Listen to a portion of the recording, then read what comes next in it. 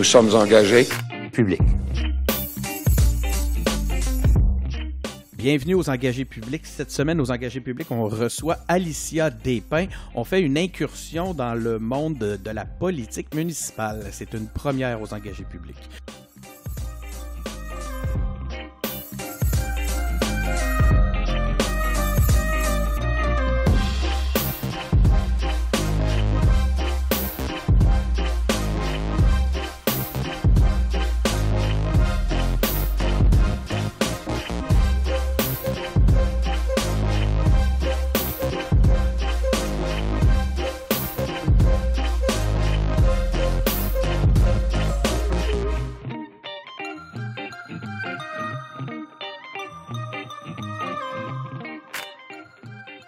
Bonjour Alicia.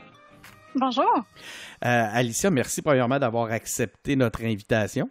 Donc, ça fait plaisir. Oui, puis Alicia Despins, détentrice d'un baccalauréat en communication publique à l'Université Laval, attachée politique et adjointe aux communications pour le cabinet du ministre de l'Éducation, du loisir et du sport dans une vie antérieure. Hein?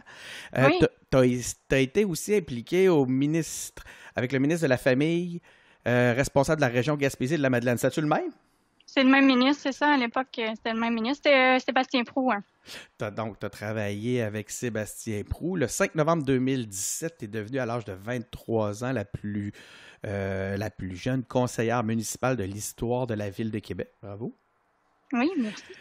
Engagée dans différentes œuvres communautaires au fil des années, comme la Société canadienne du cancer, le Club des petits déjeuners du Québec, Opération Enfant Soleil. Tu as été aussi élue conseillère, c'est ce qu'on disait tantôt, hein, tu as été élue conseillère dans le district du Berger, dans le district, on dit Vanier-du-Berger, pour l'équipe La Baume, en 2017, justement.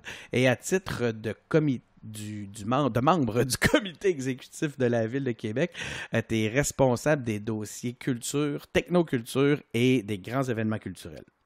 Exact. Donc, c'est un gros CV. Au-delà de tout ça, Alicia, parle-nous donc de ton background. Là. Avant la vie politique, c'est qui Alicia Despins? Ben, t'en as dit quand même pas mal. Là, j'ai quand même une autre petite fierté. Là. Si tout va bien, je devrais être capable d'ajouter maîtrise en administration publique en décembre là, à cette petite biographie-là. Fait que sinon, qui est Alicia Despins, c'est un peu embêtant. Je sais pas si j'ai assez de recul pour me décrire moi-même, mais j'ai grandi à Québec. Je suis une fille de Québec. J'ai un père qui est anglophone, j'ai fait primaire, secondaire à l'école anglaise à Québec, Okay. donc une petite communauté anglophone qui est quand même assez soudée à Québec. Puis après ça, cégep, au cégep Limoilou, l'université, puis t'en as parlé un petit peu là, des implications. Des implications communautaires, beaucoup au secondaire, là, c'était vraiment mon dada, là, d'être impliqué dans plusieurs causes, des levées de fonds, etc. Puis après ça, au cégep, c'était plus des implications, disons étudiantes, là. Faut dire que j'ai été au cégep en 2012, notamment pendant la grève étudiante. Fait que, tu sais, j'ai tout vécu cette effervescence-là, puis l'espèce de prise de conscience des jeunes de dire attends un peu là, tu sais c'est le fun là, on vit nos vies, on est à l'école puis tout ça, mais on a quand même notre place dans la société. Puis la grève étudiante, pour moi je l'ai pris comme ça, c'est une façon de dire on existe puis on veut se faire entendre. Puis je parle même pas de carré rouge, carré vert, là, peu importe. L'idée c'est juste de dire il faut que les jeunes s'impliquent. Puis c'est un peu comme ça que je l'ai pris le cégep. C'était, je me souviens même plus de mes cours là. Tu sais, c'était même plus si important que ça pour moi là. J'ai fait un double deck en enjeux internationaux et langues. Puis tout ce que j'avais comme cours de politique, etc. Je pouvais le vivre de manière concrète dans mes implications au cégep puis à l'extérieur du cégep. Mais le cégep, ça restait un peu comme mon QG, tu sais, tout tournait autour de ça. Puis après ça, à l'université, ça a un peu fait la même chose, là, mais là, je suis un peu sortie de mon cocon scolaire, là, disons, puis je me suis impliquée plutôt à d'autres niveaux, au provincial notamment. On voit que tu es une personne engagée, hein, tu as différentes implications qui le démontrent, mais est-ce que c'est 2012 qui t'a amené en politique, qui t'a amené ce goût-là de la politique? Sinon, qu'est-ce qui t'a amené en politique? Moi, j'ai toujours été engagée, comme tu disais. Mais la politique, je sais, peut-être oui, 2012, comme je te disais tantôt, je ne sais pas si j'ai assez de recul pour voir à quel point 2012 a été marquant. Mais ça aurait pu être n'importe quoi d'autre. Je pense que ce qui m'a amené vers la politique, c'est le contexte, oui. C'est l'idée aussi que 2013 s'en venait, puis avec un groupe de jeunes, moi j'étais impliquée sur l'association étudiante, puis on avait vu des chiffres comme quoi les jeunes s'impliquaient, allaient voter. Entre 18 et 35 ans, les gens allaient voter en termes de 18% aux élections municipales. Mm-hmm. Puis là, je veux dire, t'es au cégep, c'est 2012, les gens sortent dans la rue, puis les gens manifestent, etc., etc. Puis tu te dis, mais il me semble que ce serait un bon début d'aller voter l'année prochaine aux élections municipales. Puis, tu sais, évidemment, le municipal n'a rien à voir avec les frais de scolarité, mais si tu veux faire changer les choses à un certain niveau, tu devrais avoir une perspective plus large, puis t'impliquer, puis au moins au minimum, pour moi, aller voter à tous les paliers politiques. Fait que c'est un peu ça, peut-être oui, une prise de conscience au cégep, reliée à 2012, mais après ça qui m'a amené ailleurs, là, c'est-à-dire pas nécessairement dans du militantisme au provincial, mais dans un espèce de mouvement pour encourager les jeunes à aller voter au municipal. Pourquoi la politique municipale, justement? Qu'est-ce qui t'a amené vers ça? Ben c'est vraiment les élections de 2013, c'est un peu le début. Donc, c'était mes premières élections où j'avais l'âge de voter. Les jeunes vont pas voter habituellement. Même le taux de vote, généralement, c'est à peu près 50% au municipal au Québec, à peu près.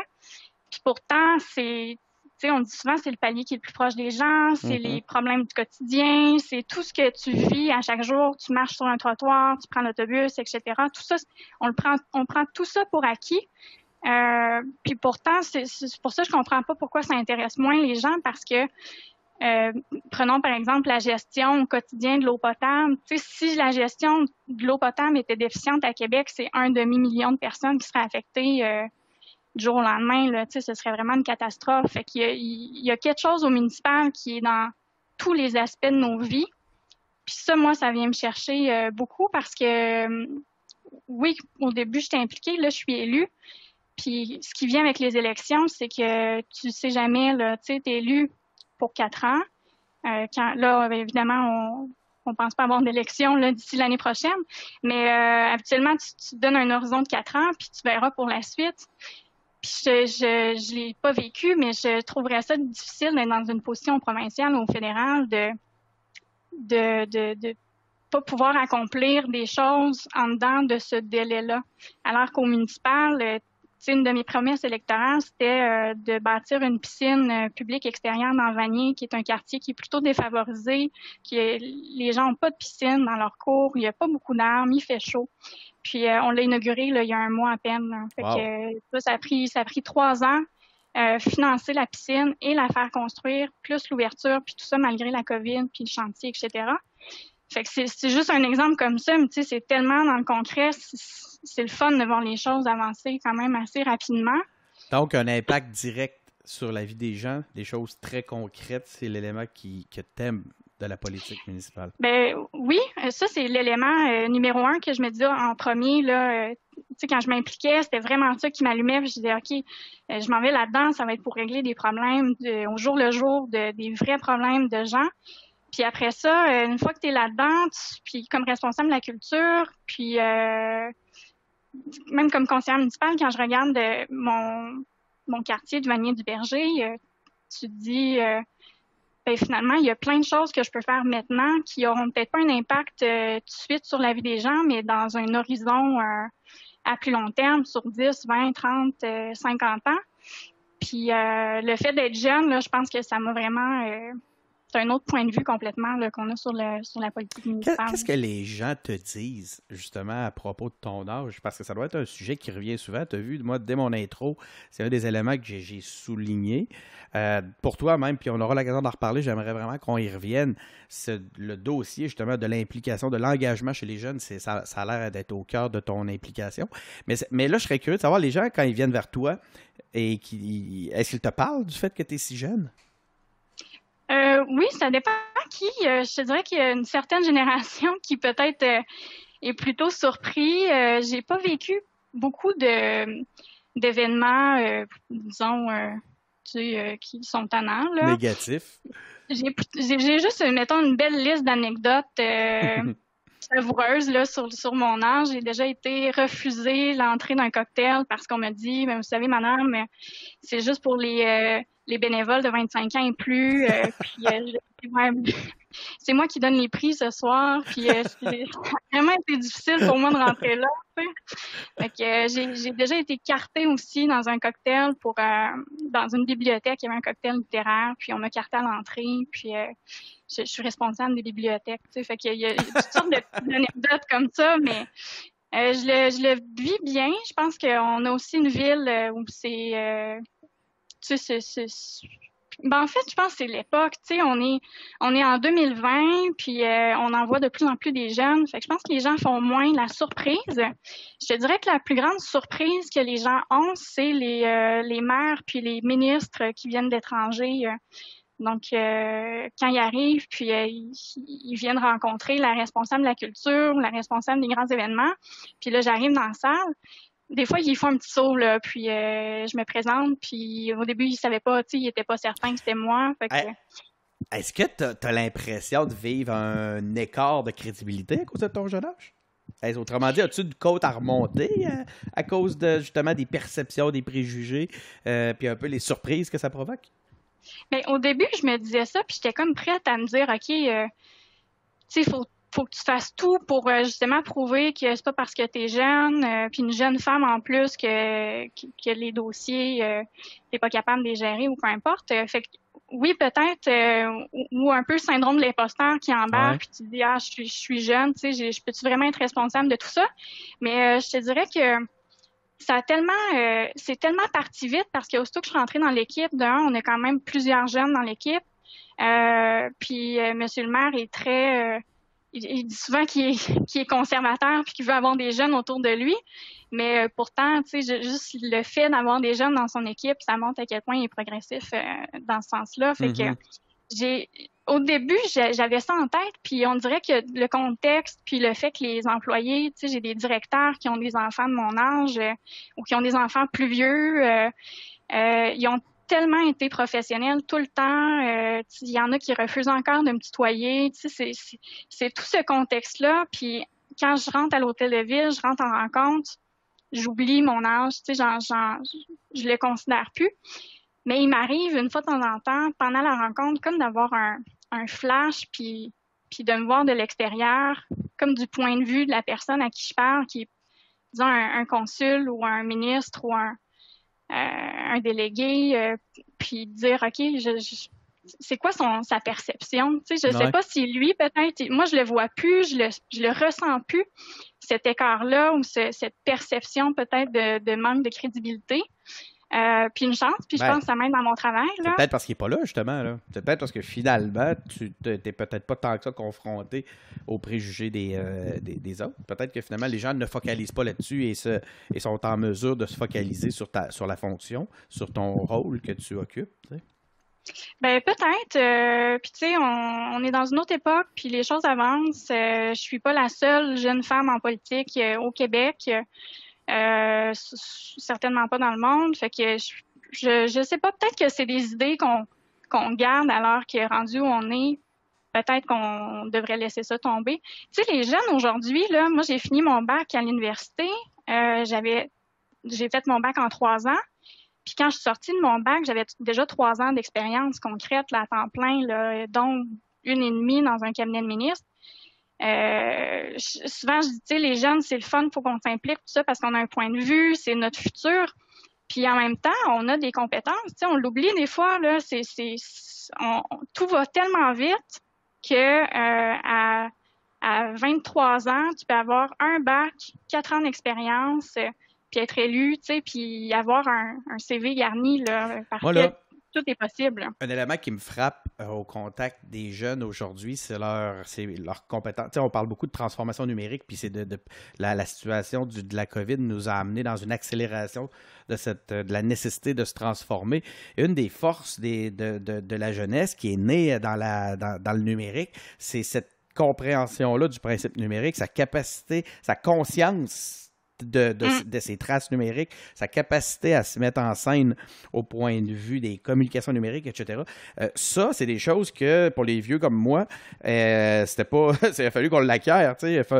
Ça, c'est quand on est capable de l'acquérir. Pour ta génération, on dirait que vous êtes... vous avez un don d'ubiquité au point de vue numérique et de la vie sur le terrain qui fait que tout ça, pour vous, est naturel. Ben oui, c'est sûr. Puis tu sais, les possibilités sont pas mal plus nombreuses. Mon bac, je l'ai fait à peu près à 60-65% complètement à distance. Je l'ai fait beaucoup de Ah ouais, soir.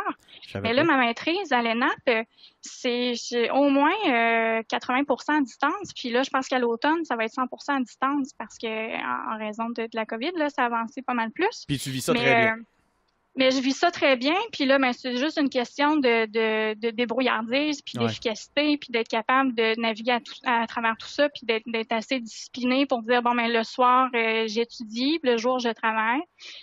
T'arranges ton horaire comme ça, mais avant, c'était pas possible. Tu pouvais juste étudier 2 jours, fait que tu pouvais pas vraiment travailler dans Ouais, ouais, un ouais. contexte professionnel. Tu travaillais le soir peut-être au McDo ou dans une boutique, tu sais, mais c'est cette possibilité-là, ce monde de possibilités-là qui s'est ouvert avec les technologies qui fait que on est capable de sortir de l'école, d'avoir des compétences, puis même encore plus, tu sais, il y a des programmes qui n'existaient pas à l'époque, fait qu'on a des compétences qui sont très nichées Ouais. puis qui sont très innovants là, qu'on voyait pas avant. Là. Tu vois, hier, on a inauguré, annoncé plutôt au Collège Barthes un deck en production, post-production, télévisuel, donc un Mhm. deck de 3 ans à Québec. C'est le premier en son genre, mais tu sais, tous les techniciens en ce moment, soit ils ont été formés ailleurs ou ils se sont formés eux-mêmes à travers l'expérience. Je Là. suis obligé de faire une précision à ce moment. Je, par souci de transparence, je sais que j'enseigne au Collège Barthes, puis je Ah! pense que tu le savais même pas. Je voulais Non, je quand ne même, savais pas. j'aimais mieux le préciser parce que sinon ça a tellement l'air stagé. Mais oui, je sais de quel Cette programme que tu émission est parles. présentée par le Oui, Collège c'est Barthes. ça, exactement. On est nullement commandité. Cela dit, je suis très fier de travailler là. Excellent, excellent collège. C'est un des endroits où je travaille. Je donne des cours en marketing numérique, justement. Mais on Mais n'est tu pas dois ici. le voir avec les étudiants, tu sais, à quel point Ben oui, tout ce qui tout tout en ce qui ligne. se développe, puis Écoute, ils sont brillants, puis ils arrivent avec une compréhension déjà idée. Puis c'est un peu la raison pour laquelle j'amenais ça, cette question-là, puis j'avais une très bonne idée de la réponse. Mais là, on n'est pas là pour parler de moi, en tout cas, assurément pas. Tantôt, t'as fait, t'as cité, oui, t'as cité le maire dans le cadre de ce que tu nous disais. On peut pas passer à côté. Écoute, c'est ma prochaine question. Pourquoi l'équipe là-bas? ben Équipe La Bombe, moi je suis impliquée depuis 2013, fait que j'ai fait mon petit parcours avec les jeunes. Puis après ça, j'ai approché l'équipe La Bombe, puis je leur ai envoyé mon CV pendant 4-5 ans d'affilée, puis je pense qu'ils se sont tannés, puis ils m'ont pris. Mais mais j'ai vécu, tu sais, j'ai eu de l'expérience avec d'autres partis politiques, puis le maire Labombe, il faut vraiment lui donner ça, tu sais, l'accueil, moi, il m'a accueilli dans son équipe, puis il m'a pas relayé, tu sais, mis de côté ou il m'a pas donné un rôle de plante verte parce que je suis jeune, tu sais, il a mis tout le monde sur le même pied d'égalité, puis attribué les dossiers selon sa vision de qui pouvait faire quoi. Puis le fait que j'avais 23 ans, ça l'a pas arrêté du tout. Puis pour moi, tu sais, ça, je le voyais déjà là en 2013, quand 2014, j'ai travaillé un peu pour Équipe La Bombe à la permanence. Puis ça, je le voyais là. Tu sais, c'était Ouais. tellement, ça transparaissait. Le fait qu'il y ait une équipe paritaire, ça, il tient beaucoup. Puis tu sais, c'est un homme quand même, c'est un homme blanc de 63 ans, je pense, qui tient à la parité, qui tient à l'équité intergénérationnelle. On a toute une réflexion sur la place des communautés culturelles, puis on aimerait ça avoir plus de place pour eux à Québec, ben dans le parti, mais à Québec aussi, dans la ville, dans la fonction publique municipale. Fait que c'est quelqu'un qui a une vision d'avenir. Puis c'est une équipe en même temps là. Tu sais, on parle beaucoup du maire là, mais il y a une équipe derrière ça qui est vraiment exceptionnelle là. Puis de travailler avec tout ce monde-là, il y en a une particulièrement que ça fait quelques mois que j'ai pas vue parce qu'elle a été malade. Geneviève Hamelin, qui est la présidente du conseil municipal. Puis Geneviève, du moment que j'ai dit en 2013, je pense que je voulais m'impliquer. Puis un jour, je voulais me présenter en politique municipale.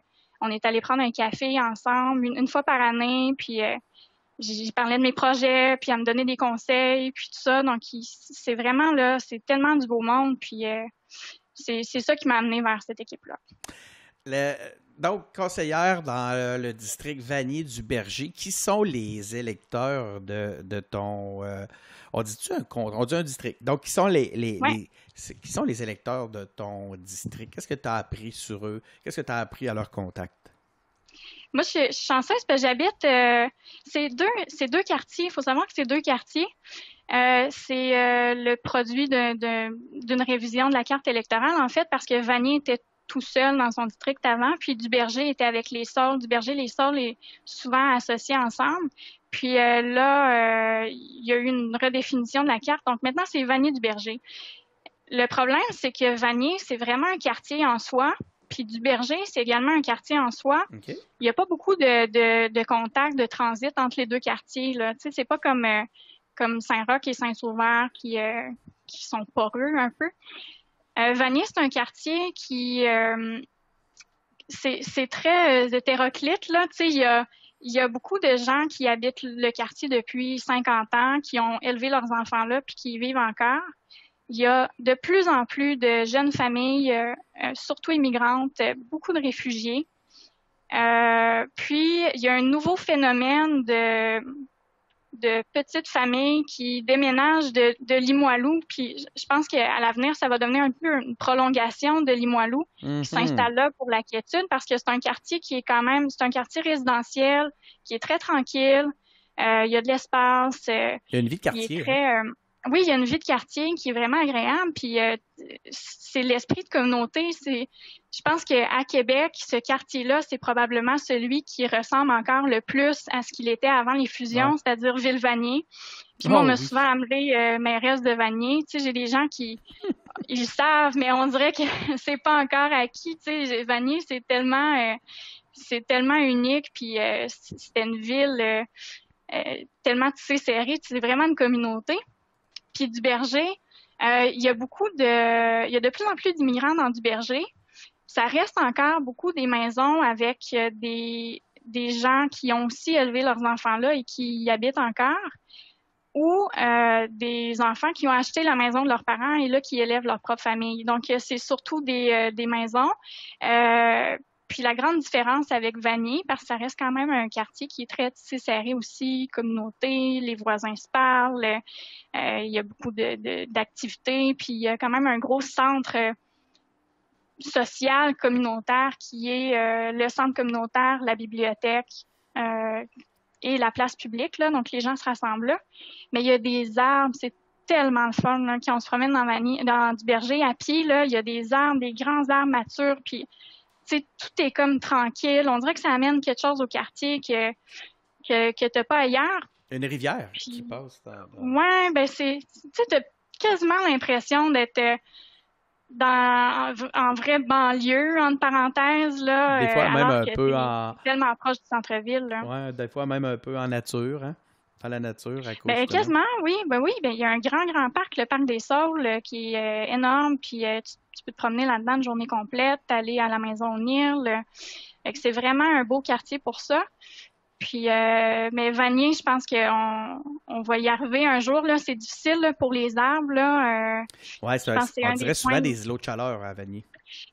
Oui, c'est vraiment, c'est pratiquement un grand îlot de chaleur, Mais mais on a des projets, là. écoute, ça m'amène à cette question-là. C'est quoi les grands dossiers, là, les dossiers les plus importants dans ton district? Là, je comprends qu'on finalement, il va falloir parler de pratiquement deux régions, mais c'est quoi les grands dossiers, ceux qui sont sur le dessus de la pile actuellement?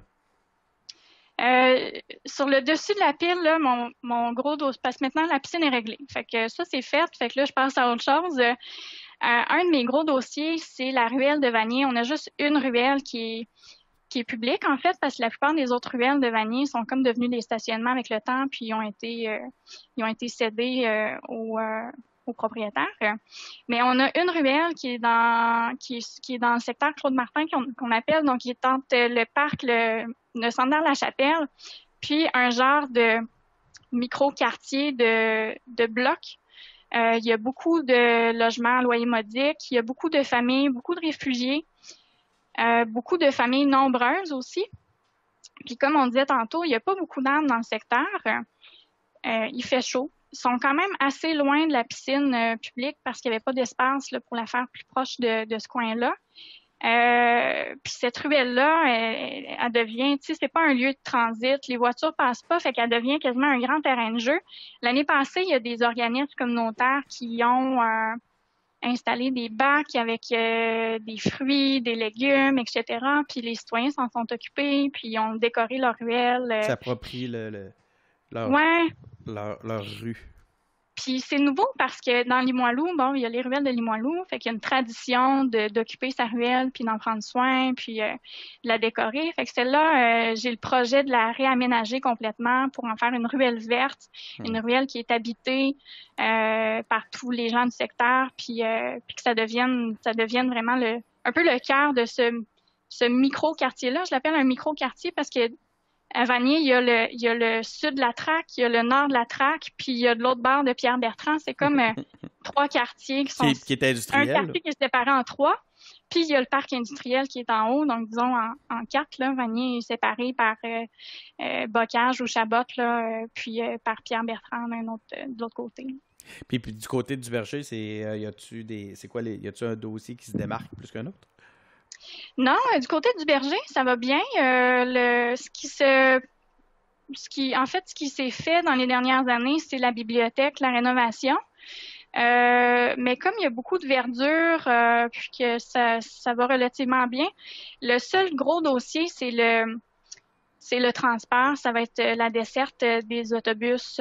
Puis ça va venir avec le tramway dans le grand projet, donc d'améliorer la desserte d'autobus pour faciliter. Il y a quand même un beau projet, c'est sur Neuvial, donc une piste cyclable qui va se rendre jusqu'à l'université à travers le parc des Saules dont je parlais tantôt. Mais c'est pas des gros dossiers dans du Berger, c'est des petits projets ponctuels qui visent à améliorer la qualité de vie concrète. Fait que là, on revient un peu à les petits problèmes au quotidien, des petites actions qui vont changer la vie, qui font une différence. Fait qu'on est plus là-dedans dans du Berger. Pour toi, la cause de l'engagement des jeunes, c'est un truc qui est très important, l'engagement en politique encore plus, hein, parce que tu penses que les jeunes se doivent de prendre la parole puis d'occuper la place qui leur revient à travers la politique. Pourquoi c'est si important pour toi? Ben, c'est vraiment important parce que si on le fait pas là, tu sais, on entend trop souvent là, le classique, nos parents nous ont légué des problèmes. Ouais. Tu sais, pour moi, la solution est tellement facile. Ben, si tu t'impliques, puis que tu participes, puis si les jeunes sont élus, que les jeunes se font entendre, ben on se ramassera pas avec les problèmes de nos parents. À la limite, ça va être nos décisions à nous, puis ce sera des problèmes plus tard, mais on va en être responsable. Pour moi, ça, c'est important de pas tout le temps, quand on est jeune, de pas mettre la faute sur les générations qui sont venues avant, parce que des fois, les choses évoluent. Vanier s'est construit comme ça, il n'y a pas d'arbres, parce que ça s'est construit comme ça. On n'avait pas cette conscience-là à l'époque de planter des arbres puis de laisser de l'espace pour ça. Là, on en subit les conséquences. Puis les jeunes, souvent, on est un peu plus à l'avant-garde, on les voit venir, on a comme un pied déjà dans le futur, un pied dans l'avenir, puis on voit venir peut-être plus ces enjeux-là dans le futur. Fait qu'on a un point de vue qui est différent. J'ai déjà entendu des collègues dire ben de toute façon dans 50 ans on sera plus là, puis là ben, il va juste rester à Alicia, mais justement moi dans 50 ans j'ai des bonnes chances que j'y sois encore. Ça te préoccupe. Puis j'aimerais ça que je sois bien dans ma ville puis tout ça, fait que ça te c'est un peu pour ça, prendre les décisions tout de suite puis On fait comment pour intéresser les jeunes à la politique? Ça, c'est une longue question parce que depuis que je suis impliquée en politique, c'est ce que j'essaie de faire, c'est d'impliquer les jeunes. Je pense que la première étape, c'est de montrer que c'est intéressant, puis d'informer. Moi, je pense qu'il y a trois étapes. La première, c'est que les jeunes s'informent. Évidemment, l'éducation, la famille, les amis, ça a un impact, c'est très, très important. Pour que les jeunes s'informent, au moins qu'ils soient au courant du processus démocratique, etc. Parce que s'ils s'informent pas, ils iront pas voter. Ça, c'est la deuxième étape pour moi, c'est d'aller voter. Puis on sait que les jeunes, s'ils vont voter pour la première fois, à l'âge, là, disons à 18 ans, s'ils ont le droit de vote à 18 ans, s'il y a une élection quand ils ont 18 ans, s'ils vont voter la première fois qu'ils ont le droit, les chances qu'ils continuent de voter toute leur vie sont pas mal plus élevées que s'ils manquent cette première élection-là. Fait que le vote, c'est tellement important. Puis la troisième chose, c'est de s'impliquer. Oui, la politique, mais tout est politique. L'environnement est politique, le communautaire est politique, même le sport et les arts, tout ça, là, si tu veux faire changer les choses, c'est de s'impliquer dans son milieu, s'impliquer. Puis éventuellement, la politique arrive comme tôt ou tard, là, même si les gens n'ont pas de désir nécessairement de s'impliquer en politique, s'ils s'impliquent pour un organisme communautaire, par exemple, qui ont une cause, la santé mentale leur tient à cœur, puis ils veulent faire avancer cette cause-là, puis aller chercher du financement, mais éventuellement, tu vas arriver aux politiques. Puis, ta question, je pense qu'il y a pas une seule recette magique, là. Je pense qu'il faut surtout qu'il y ait des jeunes qui soient impliqués, qui donnent l'exemple, qu'il y ait des jeunes qui soient élus, qui donnent l'exemple, puis qui encouragent d'autres jeunes à s'impliquer, au moins à s'informer, puis à aller voter. Puis je pense que c'est une roue qui tourne. Puis un jeune qui s'informe, qui va voter, éventuellement, il va s'impliquer d'une manière ou d'une autre. Démontrer que dans l'implication politique, il y a des solutions aux problèmes qui nous préoccupent est aussi une piste intéressante. Hein? Puis je pense que c'est ce que tu fais beaucoup à travers tout le témoignage que tu nous fais depuis tantôt, c'est tu nous démontres que ce que tu fais a un impact concret. Puis ça, j'imagine que c'est super motivant. Ben c'est clair. Puis en même temps, c'est un bout qui m'inquiète parce que c'est tellement difficile d'être en politique en général. Moi, je pense que je suis en politique municipale, mais j'ose pas imaginer. J'ai entendu des histoires au provincial. Là, tu te fais lancer des tomates tout le temps. Puis le bout reconnaissance pour ce que tu fais, il est pas toujours là. Puis ça me fait peur parce que je me dis, à un moment donné, qui va vouloir s'impliquer? Qui va vouloir se présenter en politique? Moi, je crois fondamentalement que les gens font ça pour les bonnes raisons. Puis le cynisme des jeunes, ben il faut casser ça parce que s'il y avait plus de jeunes qui avaient ce discours-là que il y a des problèmes, il y a des solutions, puis nous autres on travaille pour amener ces solutions-là. C'est sûr qu'il y aurait peut-être moins de cynisme en politique là. Mais ça, c'est une petite inquiétude quand même de ma part. Là, avec les années, je regarde ça, puis j'espère qu'on va réussir à encourager les jeunes à se présenter. Là. Est-ce que selon toi, puis c'est peut-être relié à ton inquiétude, il y a une détérioration du débat public? Je serais... difficile question. Mais je pense que oui, détérioration dans le sens où On n'a pas la culture française de débattre de Ouais. manière éloquente longtemps sur les idées, sur la théorie. Puis avec tous les réseaux sociaux, oui, ça rend l'information plus accessible. Puis en même temps, tout va tellement vite que il y a quelque chose qui apparaît, il faut tout de suite une réaction, puis là, il y a tout de suite une réaction, puis là, tout le monde est comme ses nerfs tout le temps. Ouais. Puis je pense que c'est ça qui envenime le débat souvent, c'est qu'il y a moins de conversation, d'argumentation plutôt qui est posée, puis qui est élaborée. On perd cet aspect-là avec les médias sociaux, puis la vitesse de l'information, là. Fait que je pense que oui. C'est une des raisons pour lesquelles j'aime beaucoup le balado, c'est que ça nous ça nous donne cet espace-là pour pouvoir justement aller au-delà de la clip, puis de la réaction ou de l'émotion. Ça nous permet justement, ça nous donne un espace pour pouvoir expliciter les idées. À titre de responsable des dossiers culture, technoculture et grands événements culturels, ça c'est pour l'ensemble de la capitale nationale. C'est quoi tes grands dossiers actuellement, à ce point de vue-là? Bien là, ça a changé pas mal avec la COVID. Ouais, Mon grand dossier, en général, là, c'était d'assurer le développement des organisations culturelles, puis de leur donner les outils pour rayonner à l'international, grandir accroître leurs services, leurs pièces de théâtre, par exemple, ou etc., former la relève, tout ça. Puis là, du jour au lendemain, avec la COVID, ça a changé complètement. Puis là, je veux même pas voir à très long terme puis me dire que j'ai des projets parce qu'en ce moment, c'est juste de savoir comment conserver l'écosystème culturel. Mm-hmm. Parce qu'on peut pas se permettre de perdre des petits joueurs, les gros évidemment, mais on peut même pas se permettre de perdre les petits joueurs parce que c'est ceux-là qui nourrissent les gros joueurs. Tu sais, le Festival d'été de Québec serait jamais le Festival d'été sans une ville de musique, là. Les gens ne savent probablement pas, mais Québec est ville canadienne de musique depuis 3 ans. Là. Chaque année, on reçoit ce prix-là. On a une relève en musique qui est incroyable à Québec. Puis c'est pas nouveau, là. Tu sais, le festival d'été, ça part un peu de ça, là, de la relève en musique. Fait qu'en ce moment, mon gros dossier, c'est de s'assurer que tout le monde s'en sorte indemne, puis après ça, qu'on puisse recommencer notre lancée. Moi, j'avais pas cette conscience-là. J'étais assez jeune avant 2008, mais avant 2008, à Québec, c'était pas super dynamique là, d'un point de vue culturel, artistique. Puis là, on a donné un coup en 2008 avec le 400e.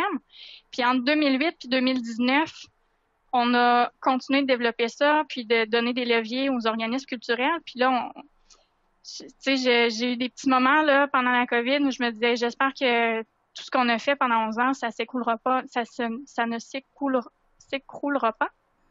Puis on a mis pas mal de programmes en place, fait que ça devrait quand même tenir bon. Mais c'est un peu épeurant. Tu sais, le cirque à Québec, là, c'est une industrie qui nous fait rayonner à l'international. On a une expertise en cirque qui est incroyable, puis les compagnies de cirque, ils font 80% de leurs revenus à l'étranger, puis là, du jour au lendemain, Ils peuvent plus sortir. Ils peuvent plus sortir, puis il n'y a pas assez de public dans la région pour, en plus des mesures de distanciation sociale. Puis, tu sais, tous ces organismes-là, ils ont des frais fixes, ils ont des employés, etc. Fait que c'est tout un casse-tête, puis c'est une expertise on veut vraiment pas perdre, là. Le Québec, en général, là, notre reconnaissance là, pour nos artistes de cirque à l'international, c'est juste un exemple, là. Tu sais, il y en a tout plein, là, mais je peux pas dire que j'ai de grands dossiers. Là, pour l'instant, vous êtes en mode à supporter l'industrie culturelle pour sa survie. C'est ça. Puis mes grands dossiers, sinon, j'ai la bibliothèque Gabriel Leroy, mais déjà en construction. Donc, pour les prochaines années, ça va être de suivre l'évolution, de s'assurer qu'on rentre dans le budget, qu'on rouvre à temps, etc. À plus long terme, j'ai le 1% du tramway. On n'a pas encore parlé beaucoup, mais moi, j'ai hâte qu'on en parle plus parce que ça reste un projet de construction publique, donc il y a 1%. Puis 1% de ce budget-là, ça va être important, là. Oui et non, parce que c'est pas 1%, c'est pas 30 millions, là, c'est 1%, mais juste des infrastructures solide. Fait que ça fait à peu près 3 millions en œuvres d'art.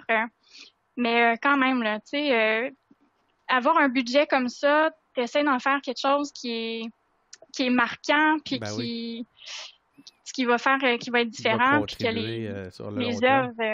les œuvres se parlent entre elles, peut-être de mettre de l'avant des thèmes sur certains tronçons, par exemple, du tramway. Fait que ça, c'est un dossier. Mais ça va être plutôt dans le prochain mandat, évidemment, si je suis réélue. Ça vient vite. Si les gens 2021. De Vanier du Berger veulent encore de toi au prochain. Oui. Exact. Tu vas voir si tu vas être réélu comme mairesse de Ville-Vanier.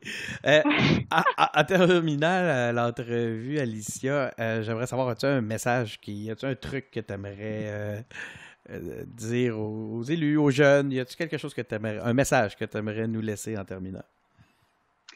Le message, ce serait de pas lâcher, parce qu'on vit quand même une période qui est très particulière, puis elle affecte principalement les jeunes, beaucoup ceux qui sortent de l'école, puis qui pensaient avoir une carrière devant eux, puis finalement leurs plans sont un peu bouleversés. Fait que c'est de pas lâcher. Je pense que c'est une période très spéciale qu'on passe. Puis en même temps, j'ai vu plein de jeunes être capables de saisir des opportunités à cause de la COVID. Fait que c'est pas, on peut pas avoir juste du négatif, là, je peux pas croire. Fait que de saisir les opportunités, de continuer.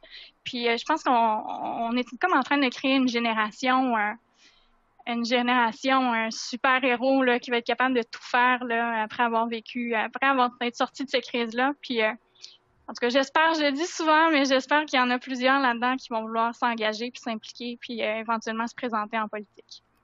Merci beaucoup, Alicia. Très apprécié que tu nous aies consacré du temps. Je te remercie. Bien, merci à toi. Merci aux auditeurs d'avoir été à l'écoute. Vous avez aimé cette entrevue. Vous pouvez en écouter plusieurs dizaines d'autres où on a en entrevue des politiciens, autant au point de vue municipal. Non, en fait, non. Tu es la première au point de vue municipal, mais on en a d'autres au point de vue provincial sur le palier fédéral. Vous pouvez nous suivre sur SoundCloud, sur Apple Podcast, sur Google Podcast. Vous pouvez nous suivre sur Facebook. On est aussi sur YouTube. Donc, c'est Denis Martel qui est au micro. Je vous remercie d'avoir été à l'écoute et à la prochaine.